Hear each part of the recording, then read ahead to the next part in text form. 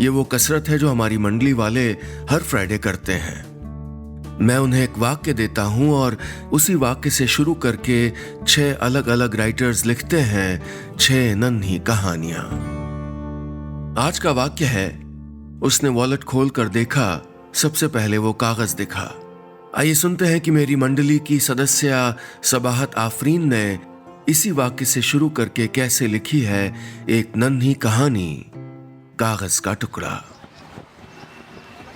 उसने वॉलेट खोल कर देखा, सबसे पहले वो कागज दिखा।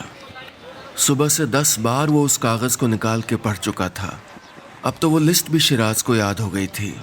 सबसे ऊपर पापा के लिए ब्लेजर, फिर अंशु के लिए साइकिल, पाइनएप्पल केक और शुगर फ्री चॉकलेट। बाबूजी छुट्टे नहीं क्या? जूते पॉलिश करने वाले बच्चे ने पूछा तो उसने जल्दी से उसे 10 का नोट थमा दिया। बाबूजी अब एक नया जूता ले लो, आप सिलाई खुल रही किनारे से। पैसे रखते हुए बच्चे ने अपनेपन से कहा तो उसने कोई जवाब नहीं दिया। अब किधर जाए वो? घर पर सब उसका इंतजार कर रहे होंगे। उसका बेटा अंशु राह तक रहा होगा, मगर उसके खाली हाथों को देखते ही सबके चेहरे बुझ जाएंगे। शिराज उन बुझते दियों को कैसे देख पाएगा? उसने सोचा था बर्थडे वाले दिन वो सबको एकदम से सरप्राइज देगा। बरसों से पुराना कोट पहन रहे पापा नया ब्लेजर देख के मुस्कुरा उठेंगे। अंशु साइकिल देखकर शिराज से लिपट जाएगा। लेकिन कहाँ हो पाया ऐसा? ये सारी खुशियां लिस्ट बनकर इसी कागज में रह गईं। काश उसने अपनी बीवी एनी से सरप्राइज गिफ्ट वाली बात न बताई होती। बुद्धू एनी के पेट में जैसे कोई बात पचती नहीं है। अभी कल सुबह अंशु हंसते हुए कह रहा था, दादाजी मेरे फ्रेंड बिलीव नहीं करते कि आपका और मेरा बर्थडे सेम डेट को है। डबल मजा। और इस बार कुछ सीक्रेट है और भी मजा आने वाला है ना मम्मी? उसकी बात पे पापा और एनी हंसी छुपा रहे थे। शिराज बिना कुछ बोले दफ्तर के लिए तैयार होने लगा। नहीं चाहता था कि सरप्राइज का मजा किरकिरा हो उठे। उनकी इसी खिलखिलाहट भरी हंसी देखने के लिए वो 3 महीनों से पैसा बचा रहा था। मगर वो कहाँ जानता था कि उसके दोस्त विनय को अचानक पैसों की जरूरत आ पड़ेगी। पड़ोस में रहने वाले विनय के बेटे का एक्सीडेंट होना और फिर उसका बिना कुछ पूछे विनय के हाथ पे सारे रुपए रख देना, सब अपने आप हुआ था। वो वक्त कुछ और सोचने का ही नहीं था। लेकिन अब शिराज सोच रहा था कि घर कैसे जाए। आज बर्थडे है और उसके हाथों में सिवाय मायूसी के और कुछ नहीं। उसने अपना वॉलेट फिर से निकाला। 3-4 मुड़े तुड़े नोटों के बीच वो कागज। उसने गहरी सांस ली और कागज को मुट्ठी में दबा लिया। घर पहुंचा तो शाम गहरी हो चुकी थी। वो थके कदमों से भीतर जाने लगा कि पापा ने पुकार लिया, शिराज बेटे, अरे इधर तो आओ। पापा के पास बैठा अंशु उनके कंधों पे दवाई लगा रहा था। जी पापा। वो पास आकर खड़ा हो गया। अरे आज हम दादा पोते का बर्थडे है और तुमने ऐसी रोनी सूरत बना रखी है ना अंशु? पापा ने अंशु को कोहनी मारते हुए कहा। शिराज ने मुस्कुराने की कोशिश की मगर चेहरे पर खुशी की जगह बेबसी झलक आई। अंशु उठकर अपने पापा के गले से झूल गया और कस के उनके गाल चूम लिए। थैंक यू पापा, इतने अच्छे गिफ्ट के लिए।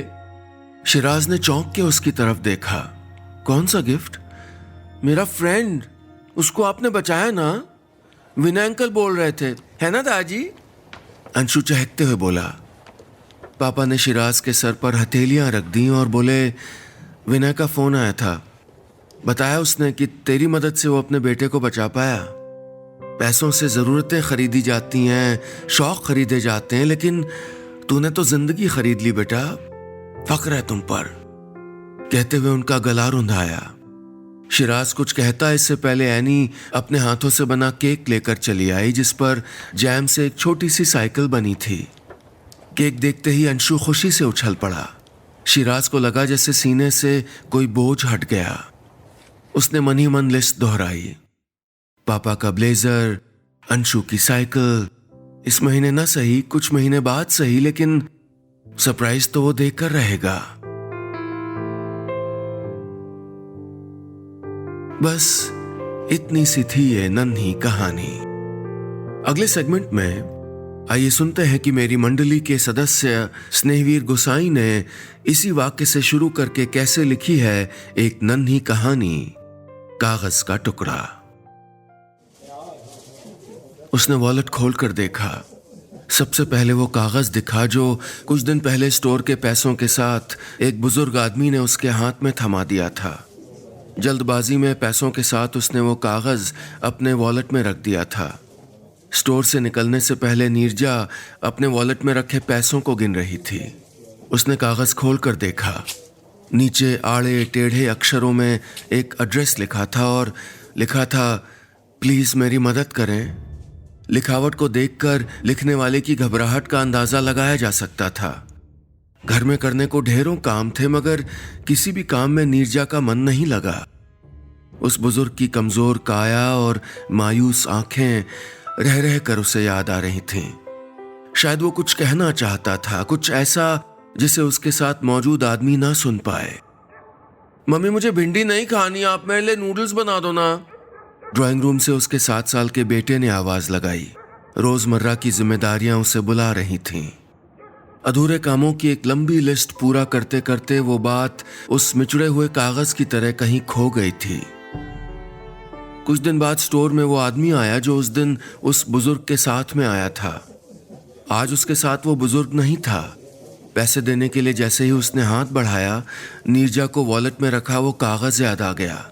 उस आदमी के बाहर जाते ही नीरजा ने अपना वॉलेट टटोलना शुरू किया।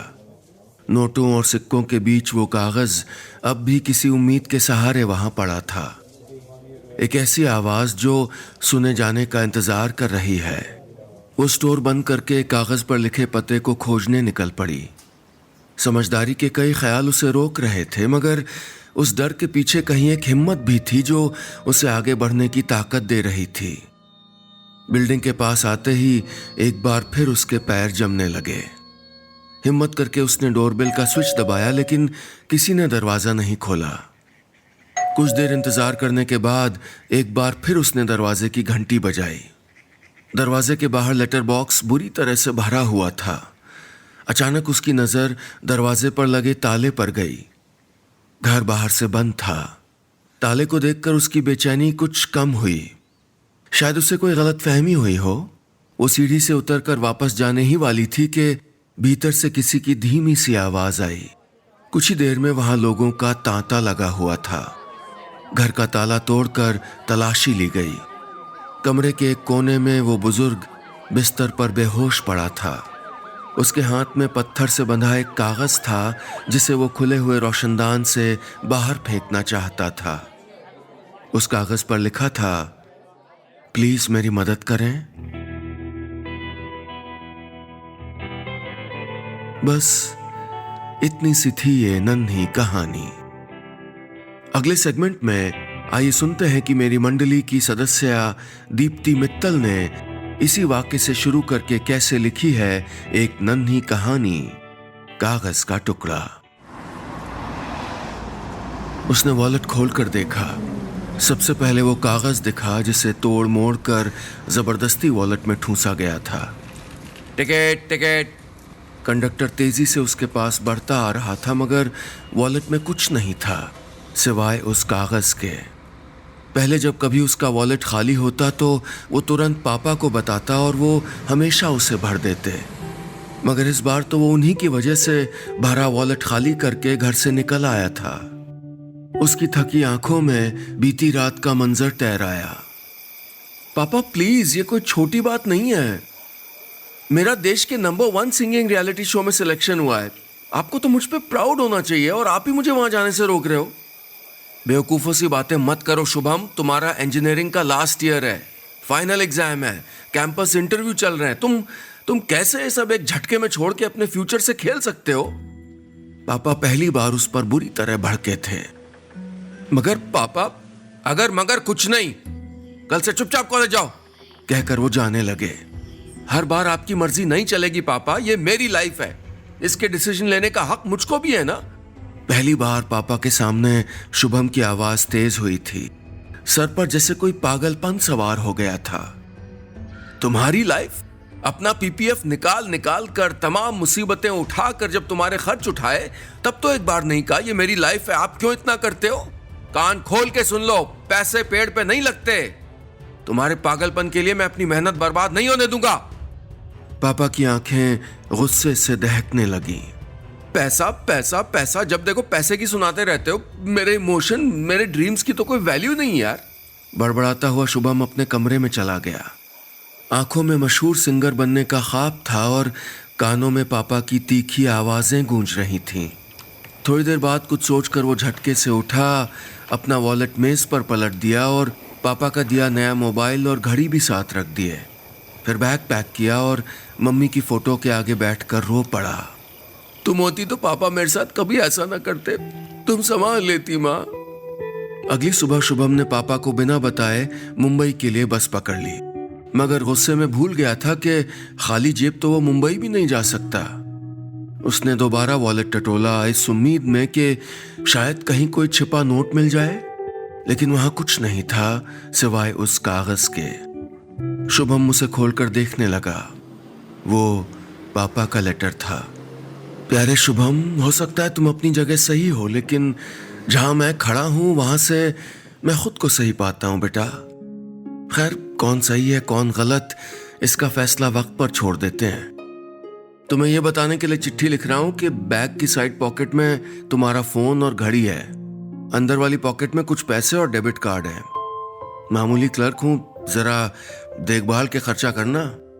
और वो पेड़ पे पैसों वाली बात दिल से मत लगाना यार, अपने पिताजी से यही सुन सुन के बड़ा हुआ हूं, इसलिए मुंह से निकल गई। लेकिन एक बात जिसे सुनने को हमेशा तरसता रहा, लेकिन पिताजी ने कभी मुझसे नहीं कही, वो आज तुमसे कह रहा हूं। तुम्हारा बाप अभी जिंदा है और तुम्हारे साथ खड़ा है। खुद को कभी अकेला मत समझना। आज तुम्हारे कॉलेज जाके बात करूंगा, देखते हैं कुछ बीच का रास्ता निकल आए तो। अपनी खबर देते रहना। शुभम के आंसू लुढ़क कर चिट्ठी के कुछ शब्द भिगो गए। रुंधे गले से इतना ही बुदबुदा पाया, पापा। बस इतनी सी थी ये नन्ही कहानी। अगले सेगमेंट में आइए सुनते हैं कि मेरी मंडली की सदस्य अनुलता राज नायर ने इसी वाक्य से शुरू करके कैसे लिखी है एक नन्ही कहानी, कागज का टुकड़ा। उसने वॉलेट खोल कर देखा। सबसे पहले वो कागज दिखा। तोड़ा मुड़ा वो कागज पिछले 10 दिन से वहीं उसके वॉलेट में रखा हुआ है। हर बार पैसे निकलने या रखते समय उसको दिख जाता और उसके चेहरे पर खिंची उदासी की लकीरें और गहरी हो जाती। रमन ने कागज निकालकर हर रोज की तरह पढ़ा। फराज मेहंदी 8602259899। किसी ऐसे शख्स का नंबर जिसे वो जानता नहीं, जिसे कभी देखा नहीं, जिसका नाम उसने कभी नहीं सुना, लेकिन वो अनजाने ही पिछले 2 बरस से उसकी जिंदगी में पल पल शामिल रहा। फराज मेहंदी, उसकी पत्नी का महबूब। रमन का दिल बीते दिनों की तफ्तीश करने लगा। 2 साल पहले उसकी अंजलि से शादी हुई थी। किसी फंक्शन में उसके पापा और रमन की मां की मुलाकात हुई और उन्होंने अंजलि और रमन को मिलवा दिया। कमर तक लंबे बाल और काजल भरी आंखों वाली वो लड़की पहली नजर में उसको भा गई थी। चटपट 2 महीनों में उनकी शादी भी हो गई। 2-4 दफा फोन पर की गई औपचारिक बातों से उसे वो एकदम खामोश तबीयत की प्यारी सी लड़की लगी थी। शादी के बाद भी चुप चुप सी रहने वाली अपनी बीवी को खुश रखने की, हंसाने की हर वक्त कोशिश करने वाला रमन हर रोज उससे थोड़ा ज्यादा मोहब्बत करने लगता, लेकिन आरती की आंखों में हर वक्त टिका खालीपन उसे कचोटता रहता। क्यों उदास रहती हो? कोई बात है? वो बार बार पूछता, लेकिन जवाब में हर बार उसे वही 2-4 शब्द, नहीं तो कोई बात नहीं। घर को खूबसूरती से संवार के रखने वाली अंजलि, अपनी पायल की रुंझुन से घर में मिठास घोलने वाली अंजलि, उसकी पल पल देखभाल करने वाली अंजलि ने उसे अपने महबूब को, अपने पहले प्यार को फोन करके बुलाने के लिए ये नंबर दिया है। 10 दिन तक टालते रहने के बाद आज उसकी जिद पर रमन ने नंबर डायल कर दिया। हेलो? वहां से आवाज आई तो रमन ने पास रखे ग्लास से 2-1 घूंट पानी पिया और सधी आवाज में कहा, मैं रमन सिन्हा बोल रहा हूँ, अंजलि का पति। अंजलि आप जानते हैं ना? 2 पल की खामोशी के बाद आवाज आई, जी जी कहिए। रमन ने खुद को संभालते हुए कहा, अंजलि आपसे मिलना चाहती है। फिर उसने पता बताकर फोन रख दिया। अगले दिन दोपहर शहर के सबसे बड़े अस्पताल के आईसीयू में अंजलि के बेड के पास रमन और फराज खड़े थे। वो अस्पताल जहां पिछले 1.5 महीने से अंजलि एडमिट है। एक सड़क हादसे के बाद जूझ रही है जिंदगी से, मौत से लड़ रही है। रमन को अपने सीने में हल्का दर्द महसूस हो रहा था। क्या था ये? क्यों वो इतना परेशान है? अंजलि अगर उसे प्यार नहीं करती तो ठीक है, उसे हक है कि अपने मुश्किल समय में उस शख्स को देख सके जिसे वो प्यार करती है, जिसके साथ वो जिंदगी बिताना चाहती थी। रमन उन्हें अकेला छोड़कर बाहर आने लगा तो अंजलि ने उसकी कलाई थाम ली और हौले से बोली, मेरी पायलें इन्हें दे देना, वही जो मैं हमेशा पहने रहती थी। कहते हुए उसका गला रुंध गया। फिर वो फराज की तरफ मुड़ के बोली, उम्र भर तुम्हारी दी हुई पायल पहनने का वादा तोड़ना चाहती हूँ फराज, इन पर अब मेरा हक नहीं है। रमन चुपचाप अपनी पत्नी को देखता रहा, उसके गालों पर लुढ़क आए आंसुओं को पोंछता रहा। माफ कर दो मुझे Raman, I am sorry, so sorry. पर अब अगर यहां से वापस घर पहुंची तो तुम्हें उदास अंजलि नहीं दिखेगी। तुम बहुत अच्छे हो, बहुत। वो हौले हौले बुदबुदाती जा रही थी और उसकी पलकें बोझिल हो रही थीं। रमन ने घबरा के उसकी हथेली कस के थाम ली और डॉक्टर्स को आवाज लगाई। इतने दिन अपनी पत्नी को जिंदा रखा, अब प्रेमिका को थोड़े ही जाने देगा।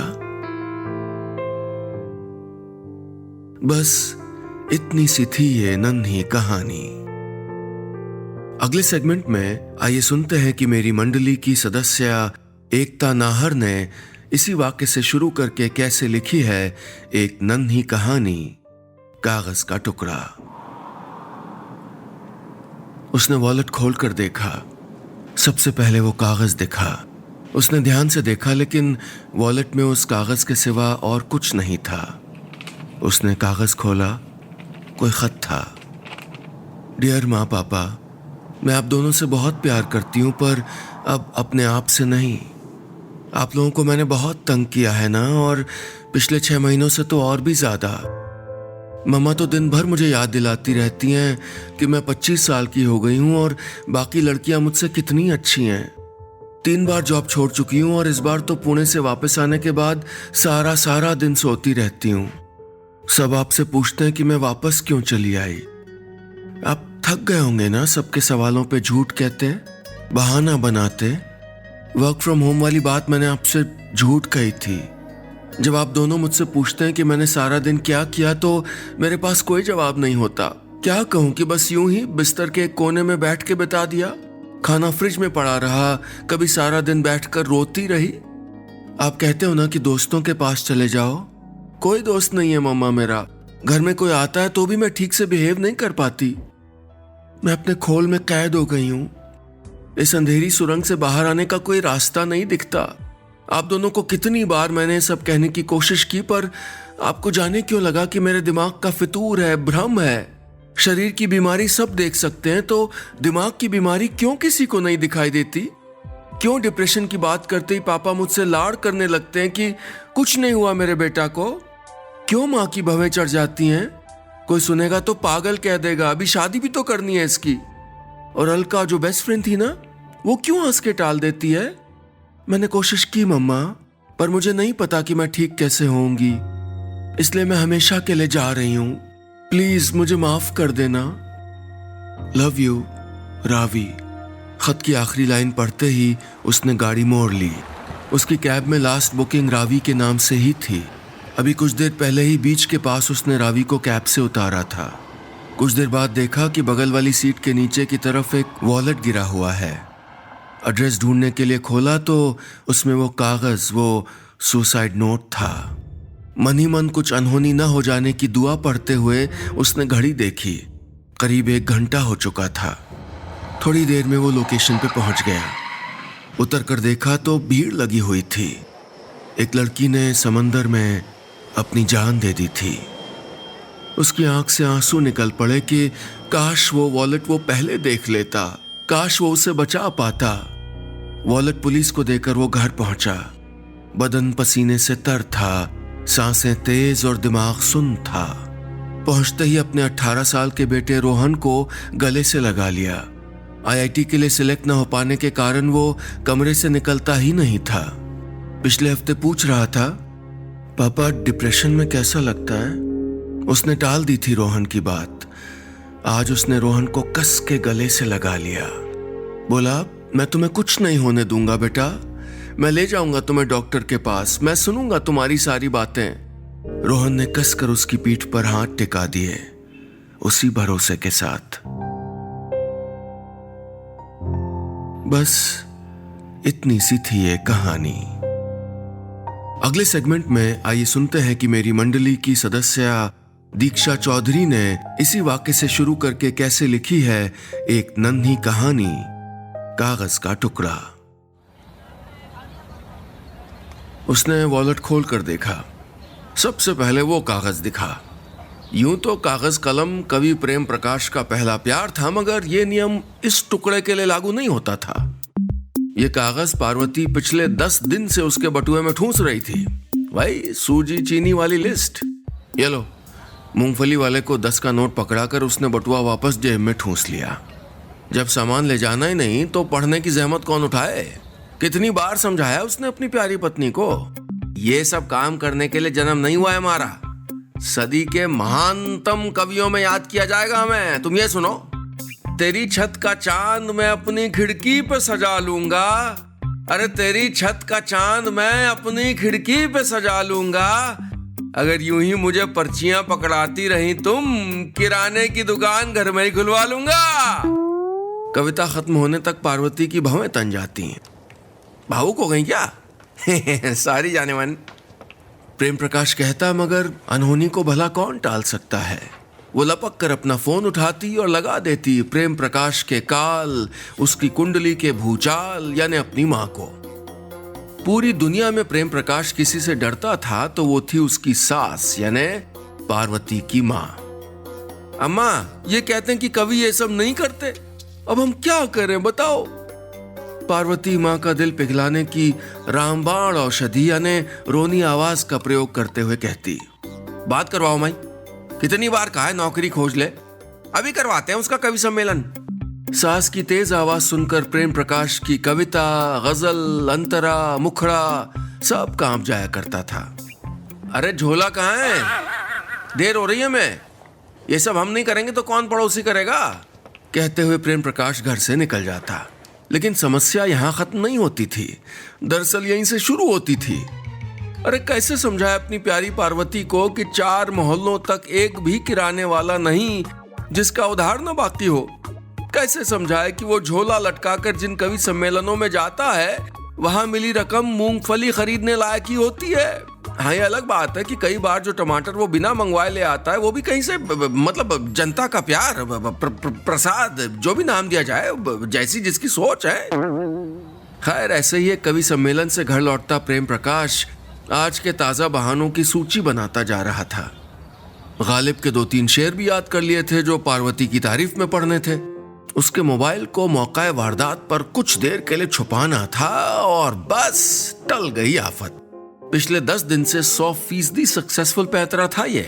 वो गली में मुड़ ही रहा था कि नजर नुक्कड़ की दुकान वाले लाला से टकरा गई। क्या हाल कवि महोदय? अरे जरा फुर्सत में हो तो। लाला अपनी बात पूरी करता इससे पहले ही प्रेम प्रकाश बोला, अरे बड़ी जल्दी में महाराज, मिलते हैं, जल्द मिलते हैं। उसने अपनी रफ्तार थोड़ी और बढ़ा दी। जानता था कि लाला को वही हिसाब किताब की बातें करनी होंगी। अभी अभी हल्दी घाटी का 3रा युद्ध जीत कर आते सिपाही सा सीना ताने उसने घर की घंटी बजाई और पार्वती का इंतजार करने लगा। अगले ही पल दरवाजा खुला। वो रटे हुए शेर पेश करने ही वाला था कि नजर हॉल में चली गई।